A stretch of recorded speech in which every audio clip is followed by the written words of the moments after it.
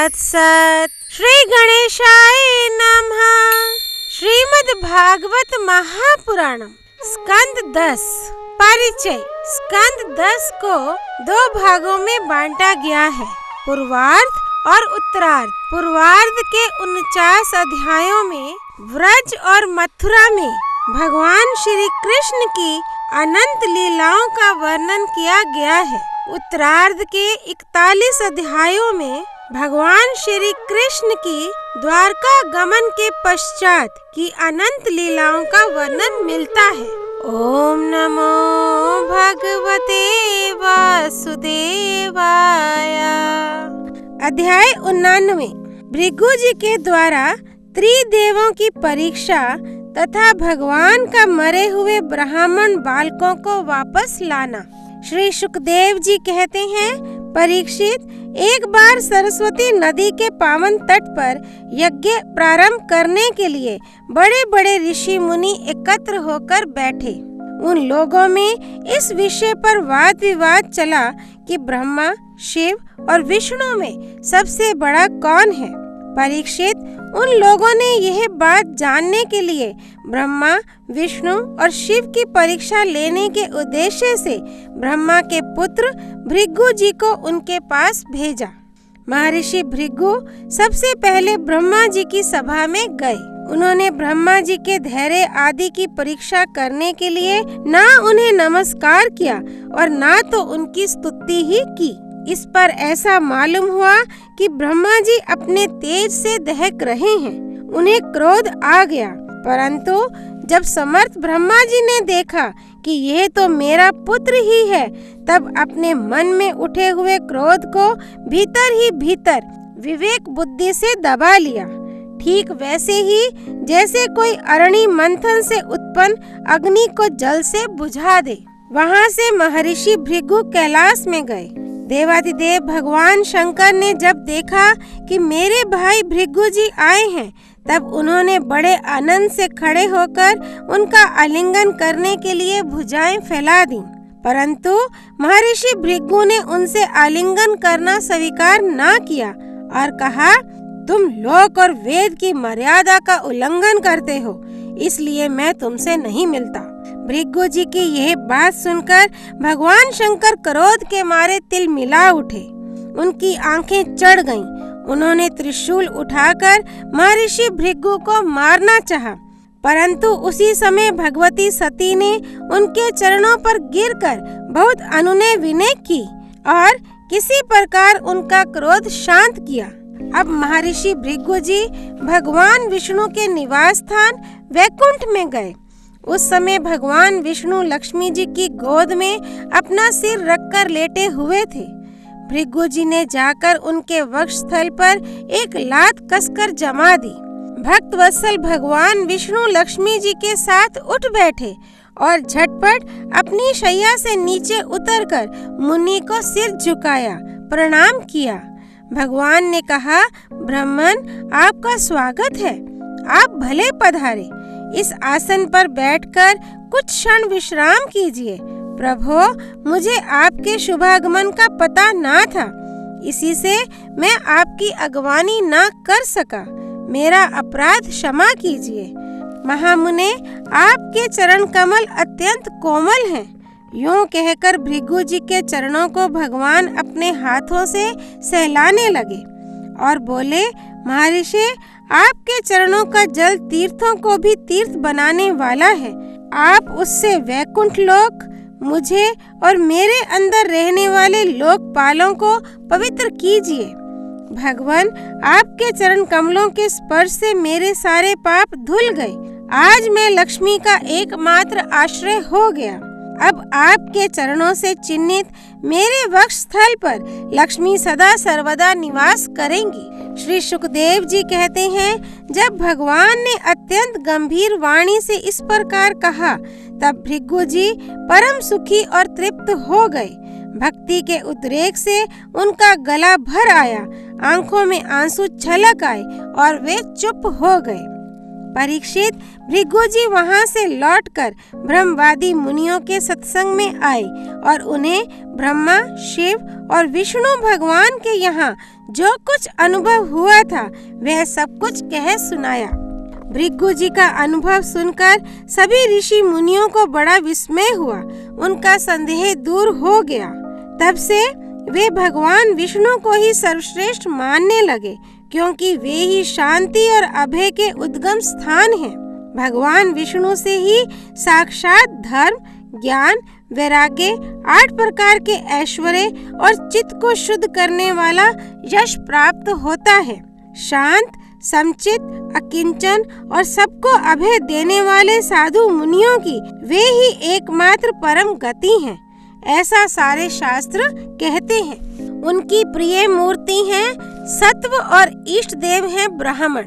निष्काम, शांत और निपुण बुद्धि, विवेक संपन्न पुरुष उनका भजन करते हैं। भगवान की गुणमयी माया ने राक्षस, असुर और देवता उनकी ये 3 मूर्तियां बना दी हैं। इनमें सत्वमयी देव मूर्ति ही उनकी प्राप्ति का साधन है। वे स्वयं ही समस्त पुरुषार्थ स्वरूप हैं। श्री सुखदेव जी कहते हैं, परीक्षित, सरस्वती तट के ऋषियों ने अपने लिए नहीं, मनुष्यों का संशय मिटाने के लिए ही ऐसी युक्ति रची थी। पुरुषोत्तम भगवान के चरण कमलों की सेवा करके उन्होंने उनका परम पद प्राप्त किया। सूत जी कहते हैं, शौनकादि ऋषियों, भगवान पुरुषोत्तम की यह कमनीय कीर्ति कथा जन्म मृत्यु रूप संसार के भय को मिटाने वाली है। ये व्यास नंदन भगवान श्री सुखदेव जी के मुखारविंद से निकली हुई सुरभिमयी मधुमयी सुधा धारा है। इस संसार के लंबे पथ का जो बटोही अपने कानों के दोनों से इसका निरंतर पान करता रहता है, उसकी सारी थकावट जो जगत में इधर उधर भटकने से होती है दूर हो जाती है। श्री सुखदेव जी कहते हैं, परीक्षित, एक दिन की बात है, द्वारकापुरी में किसी ब्राह्मणी के गर्भ से एक पुत्र पैदा हुआ, परंतु वह उसी समय पृथ्वी का स्पर्श होते ही मर गया। ब्राह्मण अपने बालक का मृत शरीर लेकर राजमहल के द्वार पर गया और वहां उसे रखकर अत्यंत आतुरता और दुखी मन से विलाप करता हुआ ये कहने लगा, इसमें संदेह नहीं कि ब्राह्मण द्रोही, धूर्त, कृपण और विषयी राजा के कर्म दोष से ही मेरे बालक की मृत्यु हुई है। जो राजा हिंसा परायण, दुश्शील और अजितेंद्रिय होता है, उसे राजा मानकर सेवा करने वाली प्रजा दरिद्र होकर दुख पर दुख भोगती रहती है। परीक्षित, इसी प्रकार अपने दूसरे और तीसरे बालक के भी पैदा होते ही मर जाने पर वह ब्राह्मण लड़के की लाश राजमहल के दरवाजे पर डाल गया और वही बात कह गया। नवे बालक के मरने पर जब वह वहां आया, तब उस समय भगवान श्री कृष्ण के पास अर्जुन भी बैठे हुए थे। उन्होंने ब्राह्मण की बात सुनकर उससे कहा, ब्राह्मण, आपके निवास स्थान द्वारका में कोई धनुषधारी क्षत्रिय नहीं है क्या? मालूम होता है कि ये यदुवंशी ब्राह्मण हैं और प्रजा पालन का परित्याग करके किसी यज्ञ में बैठे हुए हैं। जिनके राज्य में धन, स्त्री अथवा पुत्रों से वियुक्त होकर ब्राह्मण दुखी होते हैं, वे क्षत्रिय नहीं हैं। क्षत्रिय के वेश में पेट पालने वाले नट हैं, उनका जीवन व्यर्थ है। भगवान, मैं समझता हूँ कि आप स्त्री पुरुष अपने पुत्रों की मृत्यु से दीन हो रहे हैं। मैं आपकी संतान की रक्षा करूँगा। यदि मैं अपनी प्रतिज्ञा पूरी ना कर सका तो आग में कूदकर जल मरूंगा और इस प्रकार मेरे पाप का प्रायश्चित हो जाएगा। ब्राह्मण ने कहा, अर्जुन, यहाँ बलराम जी, भगवान श्री कृष्ण, धनुर्धर शिरोमणि प्रद्युम्न, अद्वितीय योद्धा अनिरुद्ध भी जब मेरे बालकों की रक्षा करने में समर्थ नहीं है, इन जगदीश्वरों के लिए भी यह काम कठिन हो रहा है, तब तुम इसे कैसे करना चाहते हो? सचमुच यह तुम्हारी मूर्खता है। हम तुम्हारी इस बात पर बिल्कुल विश्वास नहीं करते। अर्जुन ने कहा, ब्राह्मण, मैं बलराम, श्री कृष्ण अथवा प्रद्युम्न नहीं हूँ। मैं हूँ अर्जुन, जिसका गांडीव नामक धनुष विश्व विख्यात है। ब्राह्मण देवता, आप मेरे बल पौरुष का तिरस्कार मत कीजिए। आप जानते नहीं, मैं अपने पराक्रम से भगवान शंकर को संतुष्ट कर चुका हूँ। भगवान, मैं आपसे अधिक क्या कहूँ। मैं युद्ध में साक्षात मृत्यु को भी जीतकर आपकी संतान ला दूंगा। परीक्षित, जब अर्जुन ने उस ब्राह्मण को इस प्रकार विश्वास दिलाया, तब वह लोगों से उनके बल पौरुष का बखान करता हुआ बड़ी प्रसन्नता से अपने घर लौट गया। प्रसव का समय निकट आने पर ब्राह्मण आतुर होकर अर्जुन के पास आया और कहने लगा, इस बार तुम मेरे बच्चे को मृत्यु से बचा लो। ये सुनकर अर्जुन ने शुद्ध जल से आचमन किया तथा भगवान शंकर को नमस्कार किया।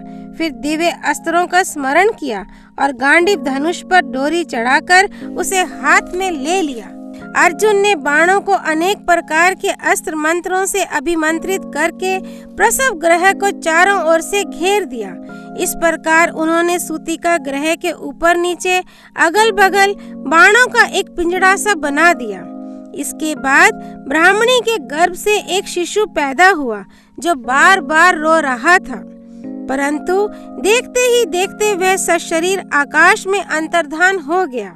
अब वह ब्राह्मण भगवान श्री कृष्ण के सामने ही अर्जुन की निंदा करने लगा। वह बोला, मेरी मूर्खता तो देखो, मैंने इस नपुंसक की डींग भरी बातों पर विश्वास कर लिया। भला जिसे प्रद्युम्न, अनिरुद्ध, यहाँ तक कि बलराम और भगवान श्री कृष्ण भी ना बचा सके, उसकी रक्षा करने में और कौन समर्थ है। मिथ्यावादी अर्जुन को धिक्कार है। अपने मुंह अपनी बड़ाई करने वाले अर्जुन के धनुष को धिक्कार है। इसकी दुर्बुद्धि तो देखो, ये मूर्तावश उस बालक को लौटा लाना चाहता है जिसे प्रारब्ध ने हमसे अलग कर दिया है। जब वह ब्राह्मण इस प्रकार उन्हें भला बुरा कहने लगा, तब अर्जुन योग बल से तत्काल स्यमनीपुरी में गए, जहाँ भगवान यमराज निवास करते हैं। वहाँ उन्हें ब्राह्मण का बालक नहीं मिला। फिर वे शस्त्र लेकर कर्मशा इंद्र, अग्नि, निरति, सोम, वायु और वरुण आदि की पुरियों में, अत्तल आदि नीचे के लोकों में, स्वर्ग से ऊपर के महलोक आदि में एवं अन्य स्थानों में गए, परंतु कहीं भी उन्हें ब्राह्मण का बालक ना मिला। उनकी प्रतिज्ञा पूरी ना हो सकी। अब उन्होंने अग्नि में प्रवेश करने का विचार किया, परंतु भगवान श्री कृष्ण ने उन्हें ऐसा करने से रोकते हुए कहा, भाई अर्जुन, तुम अपने आप अपना तिरस्कार मत करो। मैं तुम्हें ब्राह्मण के सब बालक अभी दिखाई देता हूँ। आज जो लोग तुम्हारी निंदा कर रहे हैं, वे ही फिर हम लोगों की निर्मल कीर्ति की स्थापना करेंगे। सर्वशक्तिमान भगवान श्री कृष्ण इस प्रकार समझा बुझाकर अर्जुन के साथ अपने दिव्य रथ पर सवार हुए और पश्चिम दिशा को प्रस्थान किया। उन्होंने 7 पर्वतों वाले 7 द्वीप, 7 समुद्र और लोकालोक पर्वत को लांघकर घोर अंधकार में प्रवेश किया। परीक्षित, वह अंधकार इतना घोर था कि उसमें शैब्य, सुग्रीव, मेघपुष्प और बलाहक नाम के चारों घोड़े अपना मार्ग भूलकर इधर उधर भटकने लगे। उन्हें कुछ सूझता ही ना था। योगेश्वरों के भी परमेश्वर भगवान श्री कृष्ण ने घोड़ों की यह दशा देखकर अपने सहस्त्र सहस्त्र सूर्यों के समान तेजस्वी चक्र को आगे चलने की आज्ञा दी। सुदर्शन चक्र अपने ज्योतिर्मय तेज से स्वयं भगवान के द्वारा उत्पन्न उस घने एवं महान अंधकार को चीरता हुआ मन के समान तीव्र गति से आगे आगे चला। उस समय वह ऐसा जान पड़ता था मानो भगवान राम का बाण धनुष से छूटकर राक्षसों की सेना में प्रवेश कर रहा हो। इस प्रकार सुदर्शन चक्र के द्वारा बतलाए हुए मार्ग से चलकर रथ अंधकार की अंतिम सीमा पर पहुंचा। उस अंधकार के पार सर्वश्रेष्ठ पारावार रहित व्यापक परम ज्योति जगमगा रही थी। उसे देखकर अर्जुन की आंखें चौंधिया गईं और उन्होंने विवश होकर अपने नेत्र बंद कर लिए। इसके बाद भगवान के रथ ने दिव्य जल राशि में प्रवेश किया। बड़ी तेज आंधी चलने के कारण उस जल में बड़ी बड़ी तरंगें उठ रही थीं, जो बहुत ही भली मालूम होती थीं। वहाँ एक बड़ा सुंदर महल था। उसमें मणियों के सहस्त्र सहस्त्र खंभे चमक चमक कर उसकी शोभा बढ़ा रहे थे और उसके चारों ओर बड़ी उज्जवल ज्योति फैल रही थी। उसी महल में भगवान शेष जी विराजमान थे। उनका शरीर अत्यंत भयानक और अद्भुत था। उनके सहस्त्र सिर थे और प्रत्येक फण पर सुंदर सुंदर मणियां जगमगा रही थीं। प्रत्येक सिर में दो दो नेत्र थे और वे बड़े ही भयंकर थे। उनका संपूर्ण शरीर कैलाश के समान श्वेत वर्ण का था और गला तथा जीभ नीले रंग की थी। परीक्षित, अर्जुन ने देखा कि शेष भगवान की सुखमयी शैया पर सर्वव्यापक महान प्रभावशाली परम पुरुषोत्तम भगवान विराजमान हैं। उनके शरीर की कांति वर्षाकालीन मेघ के समान श्यामल है। अत्यंत सुंदर पीला वस्त्र धारण किए हुए हैं। मुख पर प्रसन्नता खेल रही है और बड़े बड़े नेत्र बहुत ही सुहावने लगते हैं। बहुमूल्य मणियों से जटित मुकुट और कुंडलों की कांति से सहस्त्रों घुंघराली अलकें चमक रही हैं। लंबी लंबी सुंदर 8 भुजाएं हैं। गले में कौस्तुभ मणि है। वक्षस्थल पर श्री वत्स का चिन्ह है और घुटनों तक वनमाला लटक रही है। अर्जुन ने देखा कि उनके नंद सुनंद आदि अपने पार्षद, चक्र सुदर्शन आदि अपने मूर्तिमान आयुध तथा पुष्टि, श्री, कीर्ति और अज्जा, ये चारों शक्तियाँ एवं संपूर्ण रिद्धियाँ ब्रह्मा आदि लोकपालों के अधीश्वर भगवान की सेवा कर रही हैं। परीक्षित, भगवान श्री कृष्ण ने अपने ही स्वरूप श्री अनंत भगवान को प्रणाम किया। अर्जुन उनके दर्शन से कुछ भयभीत हो गए थे। श्री कृष्ण के बाद उन्होंने भी उनको प्रणाम किया और वे दोनों हाथ जोड़कर खड़े हो गए। अब ब्रह्मा आदि लोकपालों के स्वामी भूमा पुरुष ने मुस्कुराते एवं मधुर एवं गंभीर वाणी से कहा, श्री कृष्ण और अर्जुन, मैंने तुम दोनों को देखने के लिए ही ब्राह्मण के बालक अपने पास मंगा लिए थे। तुम दोनों ने धर्म की रक्षा के लिए मेरी कलाओं के साथ पृथ्वी पर अवतार ग्रहण किया है। पृथ्वी के भार रूप दैत्यों का संहार करके शीघ्र से शीघ्र तुम लोग फिर मेरे पास लौट आओ। तुम दोनों ऋषिवर नर और नारायण हो। यद्यपि तुम पूर्ण काम और सर्वश्रेष्ठ हो, फिर भी जगत की स्थिति और लोक संग्रह के लिए धर्म का आचरण करो। जब भगवान भूमा पुरुष ने श्री कृष्ण और अर्जुन को इस प्रकार आदेश दिया, तब उन लोगों ने उसे स्वीकार करके उन्हें नमस्कार किया और बड़े आनंद के साथ ब्राह्मण बालकों को लेकर जिस रास्ते से जिस प्रकार आए थे, उसी से वैसे ही द्वारका में लौट आए। ब्राह्मण के बालक अपनी आयु के अनुसार बड़े बड़े हो गए थे। उनका रूप और आकृति वैसी ही थी जैसी उनके जन्म के समय थी। उन्हें भगवान श्री कृष्ण और अर्जुन ने उनके पिता को सौंप दिया। भगवान विष्णु के उस परम धाम को देखकर अर्जुन के आश्चर्य की सीमा ना रही। उन्होंने ऐसा अनुभव किया कि जीवों में जो कुछ बल पौरुष है, वह सब भगवान श्री कृष्ण की ही कृपा का फल है। परीक्षित, भगवान ने और भी ऐसी अनेकों ऐश्वर्य और वीरता से परिपूर्ण लीलाएं की। लोक दृष्टि में साधारण लोगों के समान सांसारिक विषयों का भोग किया और बड़े बड़े महाराजाओं के समान श्रेष्ठ श्रेष्ठ यज्ञ किए। भगवान श्री कृष्ण ने आदर्श महापुरुषों का सा आचरण करते हुए ब्राह्मण आदि समस्त प्रजा वर्गों के सारे मनोरथ पूर्ण किए। ठीक वैसे ही जैसे इंद्र प्रजा के लिए समयानुसार वर्षा करते हैं। उन्होंने बहुत से अधर्मी राजाओं को स्वयं मार डाला और बहुतों को अर्जुन आदि के द्वारा मरवा डाला। इस प्रकार धर्मराज युधिष्ठिर आदि धार्मिक राजाओं से उन्होंने अनायास ही सारी पृथ्वी में धर्म मर्यादा की स्थापना करा दी। अध्याय 99 संपूर्ण। शेष अनंत भगवान की जय।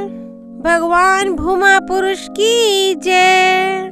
द्वारकाधीश भगवान श्री कृष्ण की जय। द्वारकापुरी की जय। कृष्णा अर्पणमस्तु। वृंदावन बांके बिहारी लाल की जय। जय जय श्री राधे।